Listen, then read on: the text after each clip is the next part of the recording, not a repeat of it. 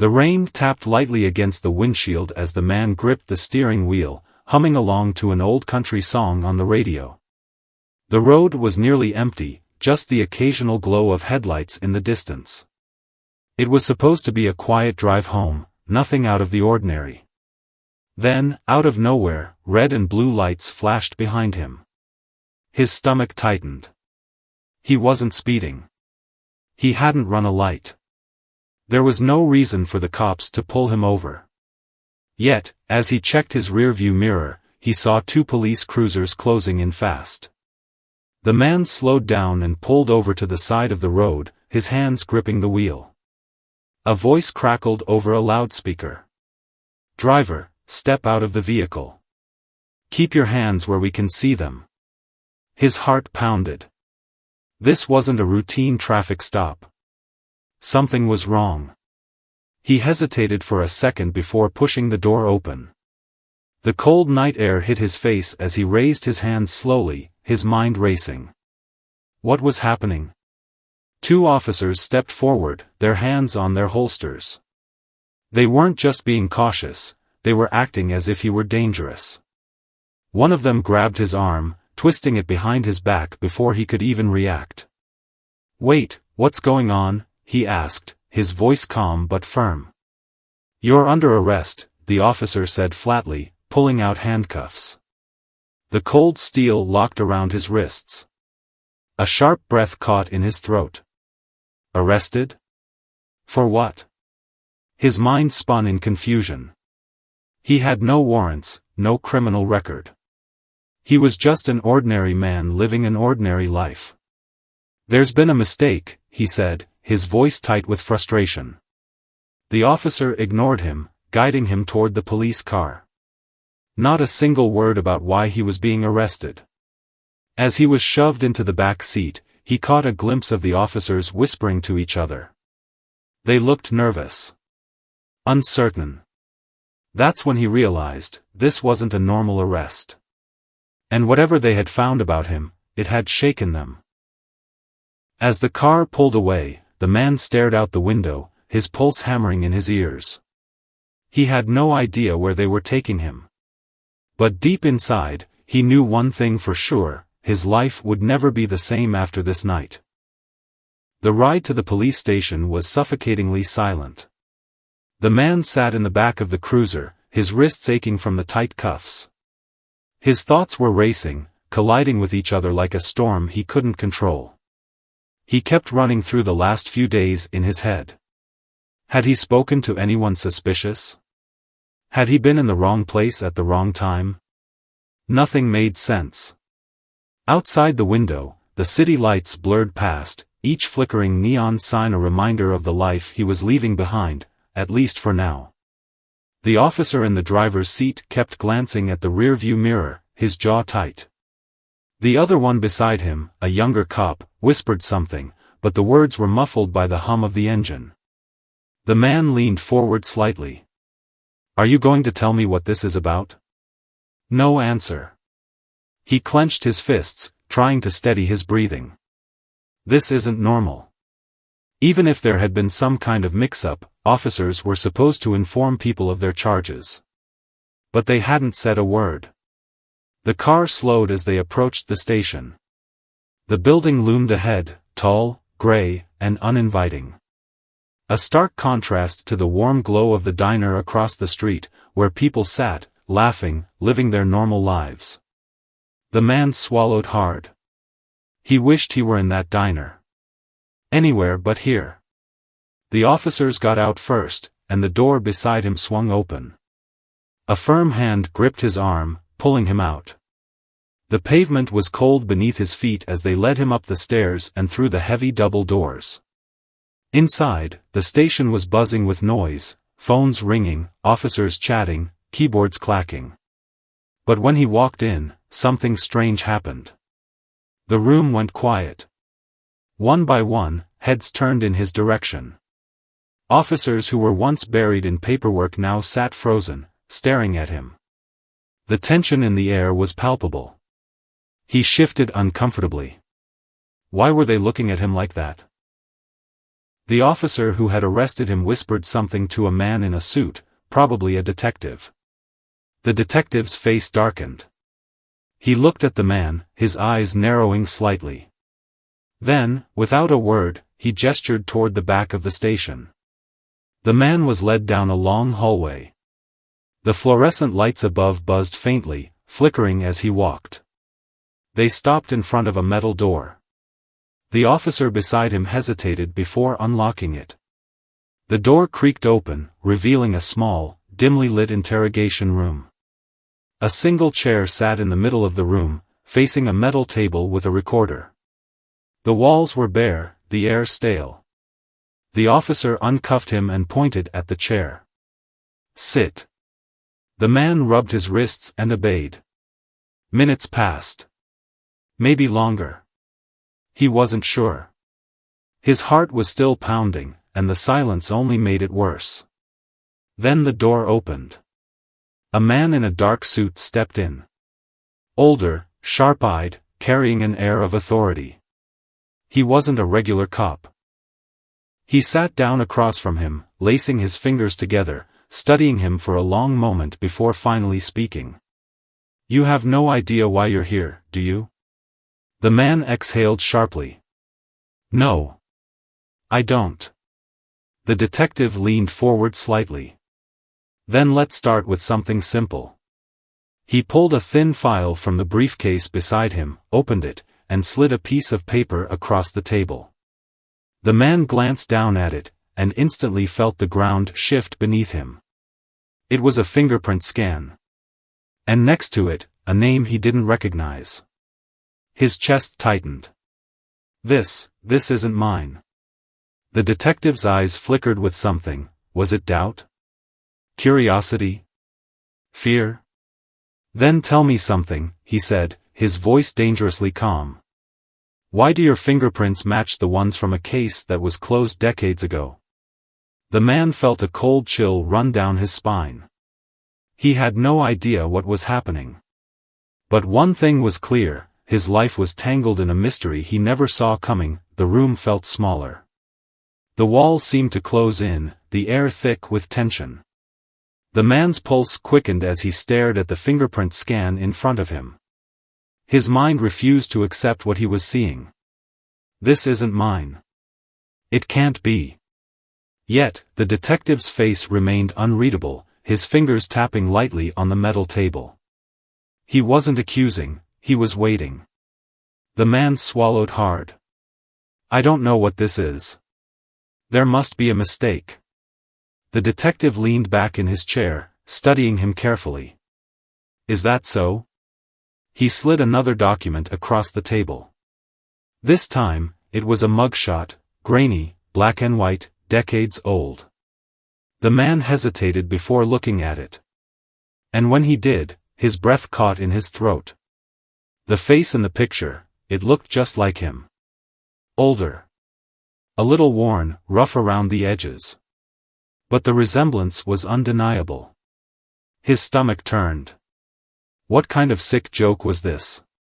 He pushed the paper away. "I don't know who that is. That's not me." The detective's lips pressed into a thin line. He reached into his briefcase again, this time pulling out a thick file. The label on the front read, "Classified."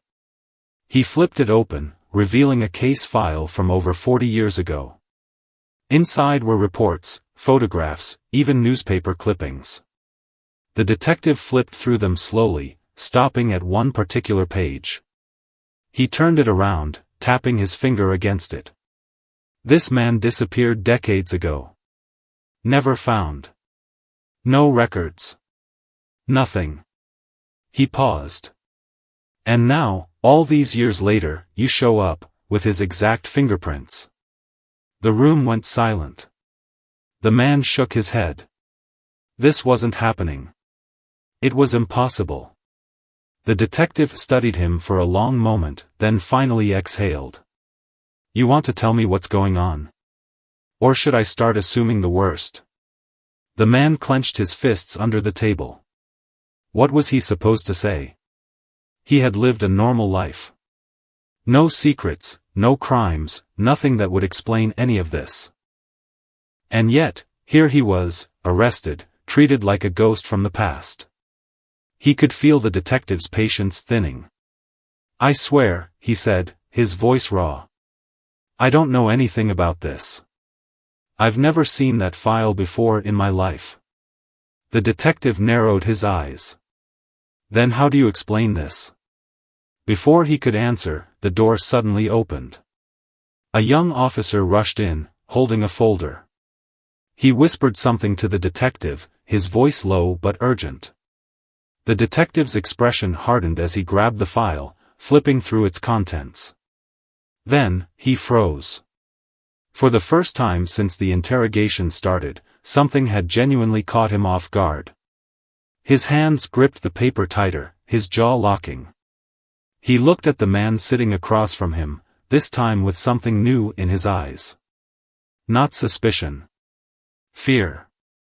Without a word, the detective closed the file, pushed his chair back, and stood up.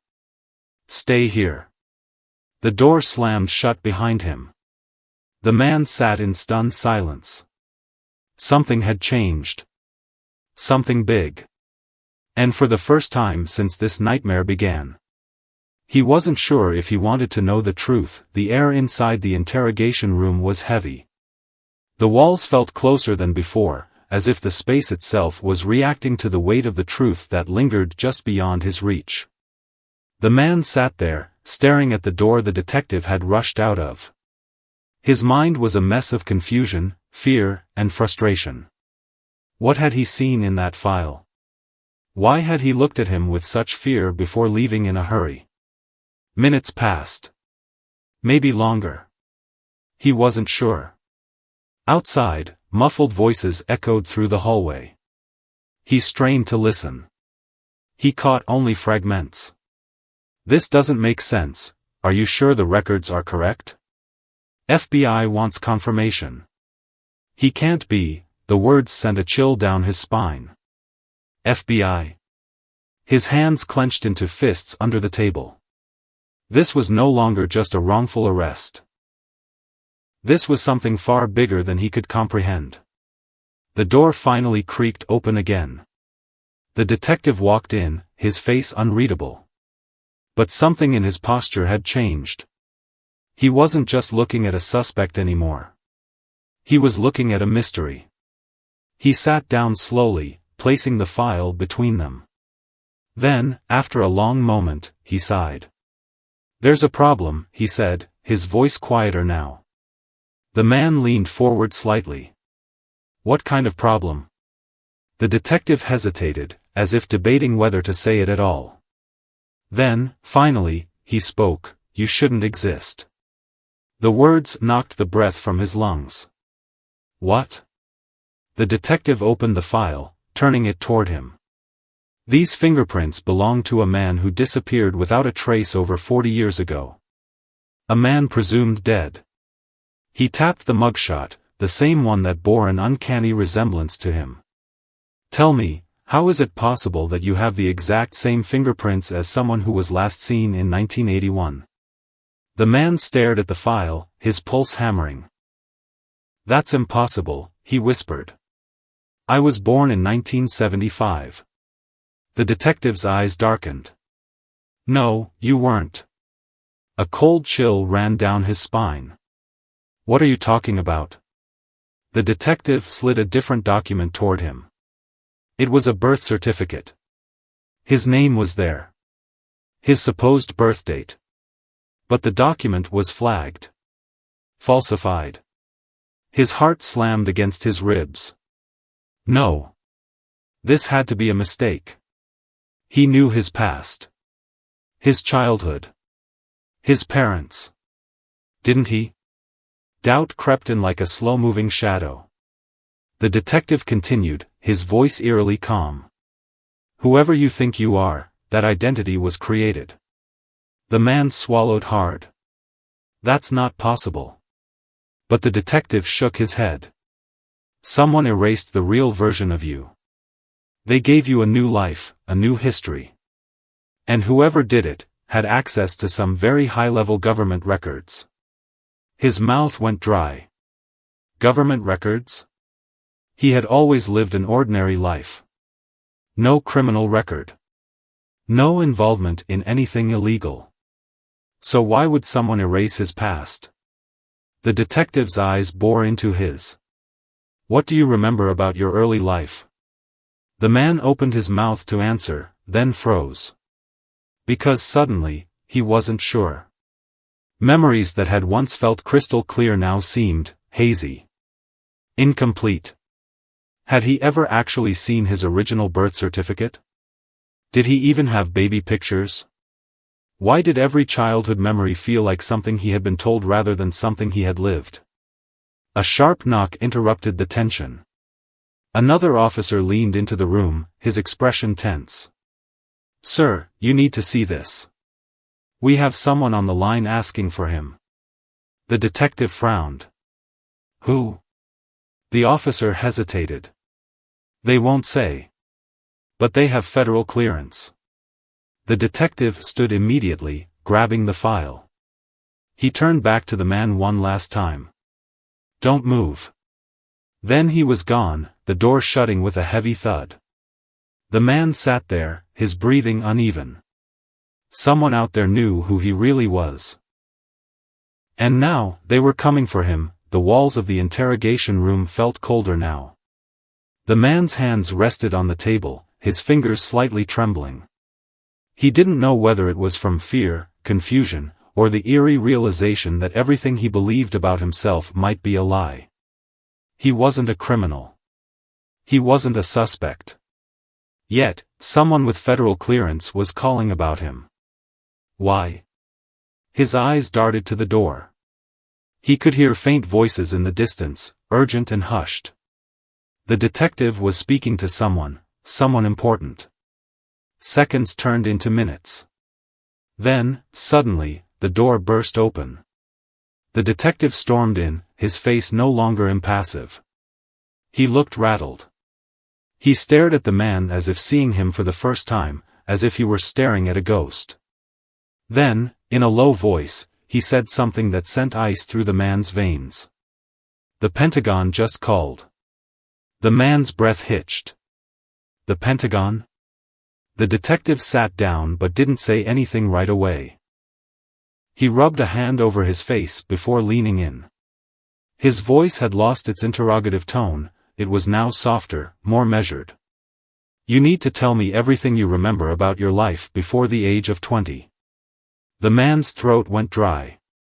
"I already told you. I had a normal childhood. My parents," the detective cut him off. "No. You didn't."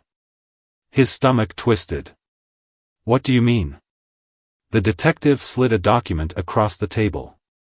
This one wasn't a fingerprint scan or a mugshot. It was a military dossier. Stamped on the front were two chilling words, "Classified personnel." The man's heartbeat pounded in his ears. "I was never in the military," he said, shaking his head. The detective exhaled sharply. "Not in this life, you weren't." The man stared at him, struggling to comprehend. The detective continued, his voice careful. "Before you became who you are today, you were involved in something much, much bigger. A project that, officially, never existed." The man's pulse spiked. "What project?" The detective leaned back. "That's the thing. Even I don't have clearance to know." The words slammed into him like a freight train. He was part of something so classified, even the detective interrogating him wasn't allowed to know about it. But why didn't he remember? The detective studied him closely. "You were erased. Everything about your past, your name, your records, your life before 20, was systematically wiped. But for some reason, your fingerprints remained in an old system that was never fully deleted. And now, someone is very, very interested in you." The man's breath was unsteady. This couldn't be real. He was just an ordinary guy. Wasn't he? "Who did this to me?" he asked, his voice barely above a whisper. The detective hesitated. Then, in a voice filled with something dangerously close to pity, he said, "That's what we're about to find out." The door opened again. 2 men in black suits entered, not cops, not local authorities. Government. They didn't introduce themselves. The taller one nodded at the detective. "We'll take it from here." The detective looked like he wanted to protest, but one glance at the badges they flashed shut him up. The shorter man turned to the arrested man, his expression unreadable. "You need to come with us." The man swallowed hard. "Where?" The taller agent didn't blink. "Home." The word hit him like a sledgehammer. Home? A place he didn't even remember. The word home echoed in his mind like a distant whisper, yet it held no meaning. He didn't know these men, and he certainly didn't know what they meant by it. The man hesitated, his gut twisting in uncertainty. He turned to the detective, searching for answers, but the officer just stared at him with a mixture of frustration and something else, reluctance. The detective sighed. "I don't like this, but you don't have a choice. Go with them." The man swallowed hard. "And if I refuse?" The taller agent in the black suit finally spoke. His voice was calm, yet it carried an unmistakable weight of authority. "That's not an option." The room went silent. The detective didn't argue. The officers outside didn't interfere. It was clear, these men outranked everyone here. The man exhaled slowly, then pushed himself up from the chair. His wrists still ached from the handcuffs, but now, that was the least of his concerns. As they walked him out of the interrogation room, every officer in the precinct stared at him. Not with suspicion. With unease. The man could feel it, he was walking out of the police station as someone completely different than when he had walked in. The agents led him through a side exit, avoiding the main doors.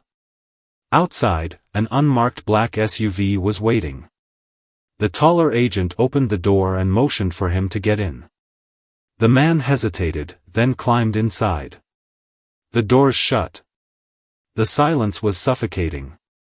The car rolled forward, gliding through the empty streets. The city lights flickered past, casting long shadows across the window. For the first few minutes, no one spoke. Then, finally, the shorter agent. It was all rewritten. The words hit like a hammer. He had been erased. His pulse spiked. Then why am I remembering now? The agents exchanged a look. Then the taller one said, "That's what we need to figure out."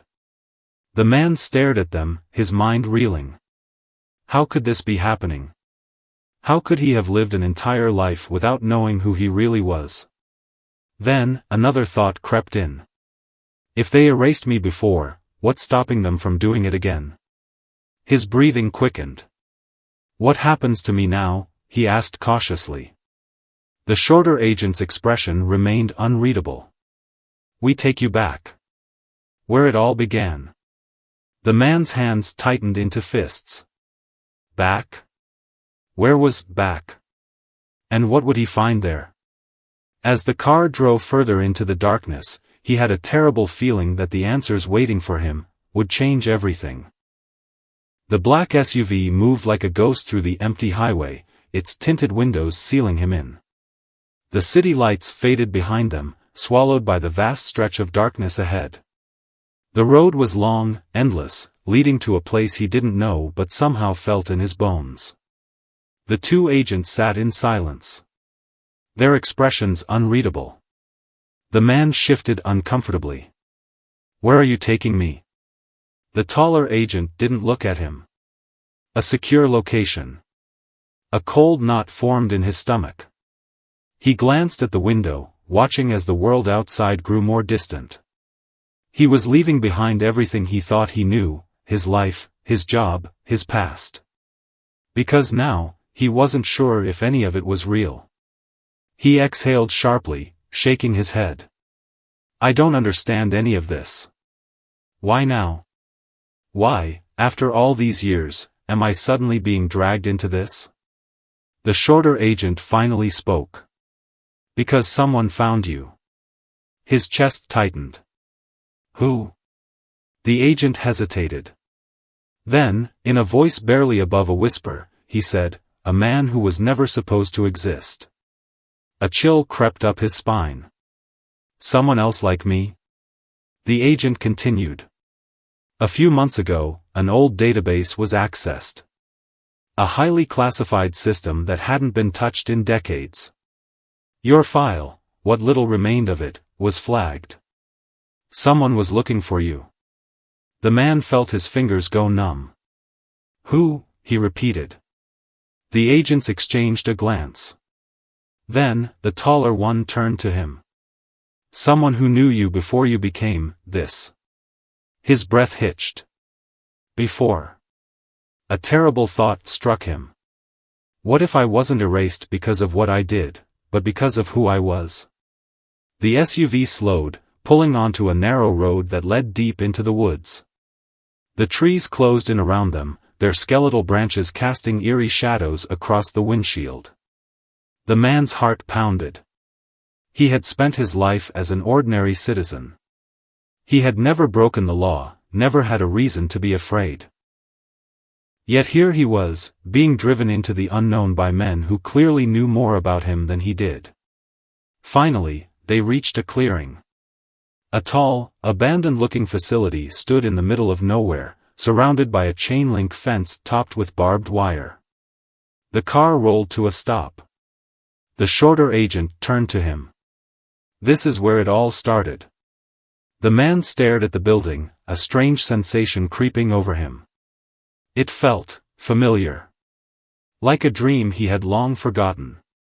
The agent unbuckled his seatbelt. And inside, you'll find the truth. His throat tightened. Did he really want to know? The doors unlocked with a soft click. The moment of truth had arrived. And deep inside, he knew, his life would never be the same after this.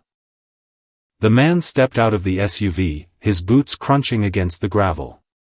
The cold night air wrapped around him, but the chill running down his spine had nothing to do with the temperature. The facility ahead loomed like a forgotten relic, tall, lifeless, yet holding secrets that refused to die. A part of him screamed to turn back. To run. But where would he go?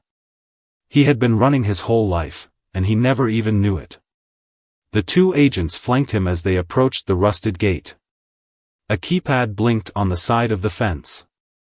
The taller agent punched in a code, and with a mechanical hiss, the gate unlocked.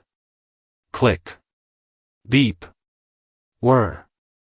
The sound sent a shiver through him. It was familiar. They stepped inside. The scent of aged metal and damp air hit his nose. The hallways were dimly lit, stretching into endless corridors that felt more like a maze than a building. His stomach twisted. I've been here before. His pulse pounded as they stopped at a reinforced door.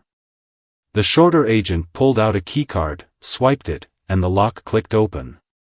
Beyond that door lay the answers. The man took a breath and stepped inside. The past comes crashing back. The room was small. Simple. No windows, just white walls and a single metal table in the center. And on the other side of the table sat an old man. The moment their eyes met, the breath left his lungs. Because deep down, he knew this man. Not by name. Not by memory. But by something deeper.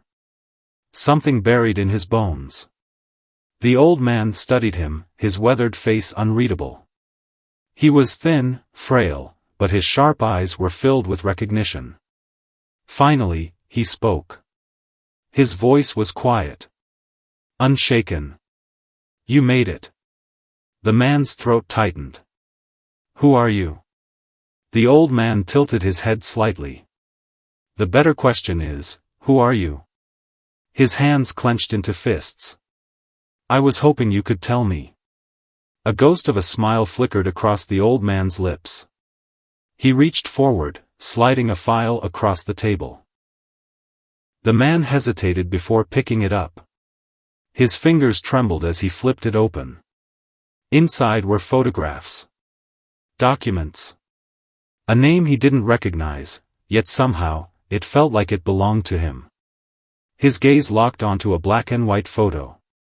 A younger version of himself, standing next to the very same old man sitting across from him now. The world seemed to tilt. His stomach turned.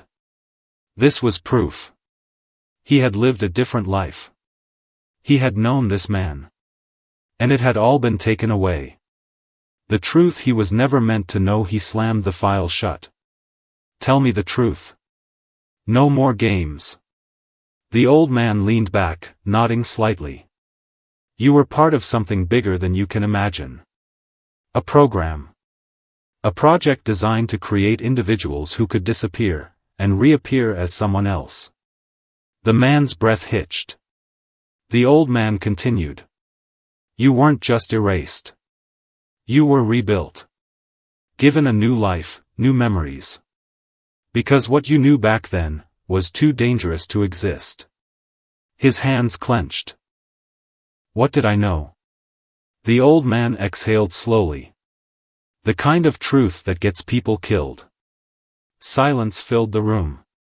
The man's heartbeat thundered in his ears. He felt like he was standing at the edge of a cliff, staring into an abyss of lost time. Who had he been before all of this? What had he seen? What had he done? And the worst part? Why did they let him remember now? His voice was barely above a whisper. Why now? Why am I remembering? The old man's expression darkened. Because someone wants you to. The final piece of the puzzle. The man's mind raced.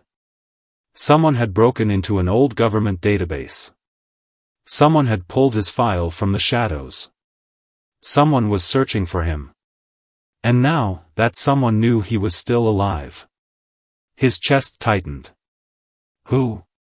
The old man's lips parted as if to answer. Bang. The door to the room slammed open. The agents spun, hands on their weapons. A third figure rushed inside, breathless, holding a radio. His face was pale. Eyes wide with urgency. We need to move. Now. The old man went rigid. The man's pulse spiked. What's happening? The agent's voice was sharp. They found us. The world seemed to slow. They? Who was coming for him? And more importantly, would he survive long enough to finally learn the truth? The air in the room shifted. The moment those words were spoken, they found us. Everything changed. The agents moved fast. One bolted the door while the other grabbed the radio. The old man stood, his frail body filled with a sudden urgency. The man, the one who had spent his life believing he was ordinary, felt his entire world tilting beneath him. Who was coming? Why now?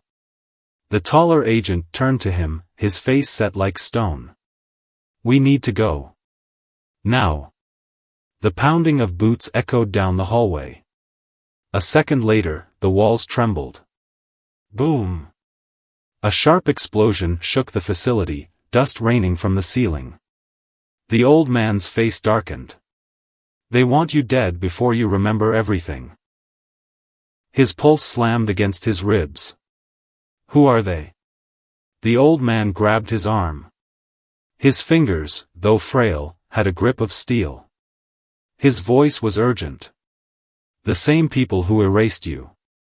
The ones who decide who gets to exist and who doesn't. The words sent a chill straight through him. The agents pulled him toward the back exit as the pounding outside grew louder. They were running out of time. They burst into a dimly lit hallway. The shorter agent barked into his radio. We need extraction, now. The man struggled to breathe. What do I do? What do I believe? The old man turned to him, his eyes filled with something deep, something knowing. You decide. But first, you need to live long enough to make that choice. Then, another explosion. The door behind them blew apart. Gunfire erupted. The agents returned fire as they pulled him through another exit. The night air hit him like a slap. A black SUV screeched to a halt just ahead. Their way out. The old man shoved him forward. Go. You still have a chance. The man turned, his heart in his throat. Come with us. But the old man shook his head. No. My time is done. Yours is just beginning. Then, before he could react, the old man stepped back into the building. The agents dragged him into the SUV just as another explosion rocked the facility. The old man was gone. The SUV peeled away, tires screeching against the pavement. The facility behind them was swallowed in flames. The man sat in the back seat, his breath ragged, his mind spinning. Everything he had known was a lie. His memories, fabricated. His past, stolen. But now? Now, he had a choice. He looked at the agents. No more secrets. No more lies. Tell me everything. The taller agent met his gaze in the rearview mirror. Then, finally, he nodded. This isn't over. It's just the beginning. As the SUV disappeared into the night, the man stared out the window, watching the flames in the distance. He didn't know what lay ahead.